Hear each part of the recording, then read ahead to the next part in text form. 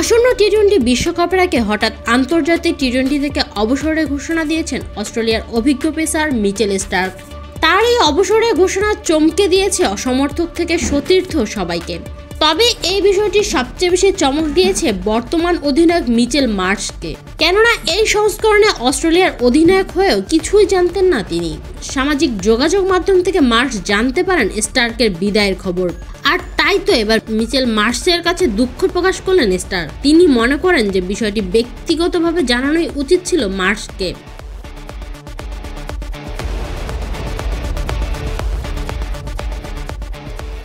আগামী বছরের ব্যস্ত টেস্ট সূচি ও 2027 ওয়ানডে বিশ্বকাপকে সামনে রেখে গত মঙ্গলবার স্টার্ক আন্তর্জাতিক টি-20 ক্রিকেটকে বিদায় জানিয়েছেন।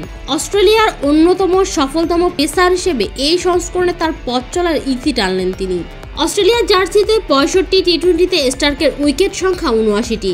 অজিদের হয়ে টি-20তে তার চেয়ে বেশি উইকেট সংগ্রহ করেছেন শুধু leg spinner Adam Zampa, 130 wicket.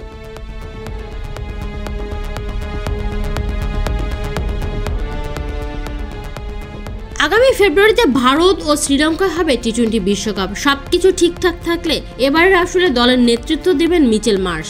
স্টার্কের সিদ্ধান্তের মূল কারণও ছিল টেস্ট ও ওয়ানডে ক্রিকেটের জন্য নিজেকে ফিট রাখা, তাই টি-20 থেকে তিনি সরে দাঁড়ালেন। স্টার্ক তার অবসরের কথা কেবল কোচ অ্যান্ড্রু ম্যাকডোনাল্ড এবং দীর্ঘদিনের দুই সতীর্থ প্যাট কামিন্স ও জশ হেজেলউডকে জানিয়েছিলেন, কিন্তু মিচেল মার্শ জানতে পেরেছিলেন ইনস্টাগ্রামের মাধ্যমে, যা স্টার্ককে বেশ বিব্রত করেছে।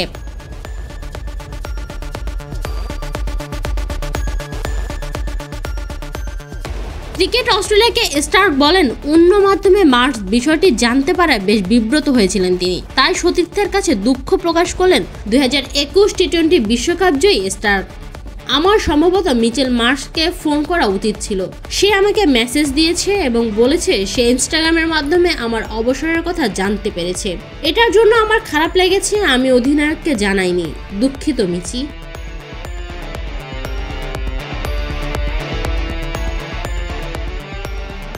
তিনি আরও বলেন, আমি তাদেরকে কোচ ও দুই সতীর্থকে জানিয়েছিলাম, এ নিয়ে কিছু জিজ্ঞেস করিনি। অ্যান্ড্রু ম্যাকডোনাল্ডের সঙ্গে কথা বলেছিলাম, এরপর ওই দুজনকে যে বলেছি যে অবসর নিচ্ছি। হ্যাঁ, প্রায় এমন কিছুই ঘটেছিল। নিবেদিতা বিনতে ওয়াদুদ, বিডি ক্রিক টাইম।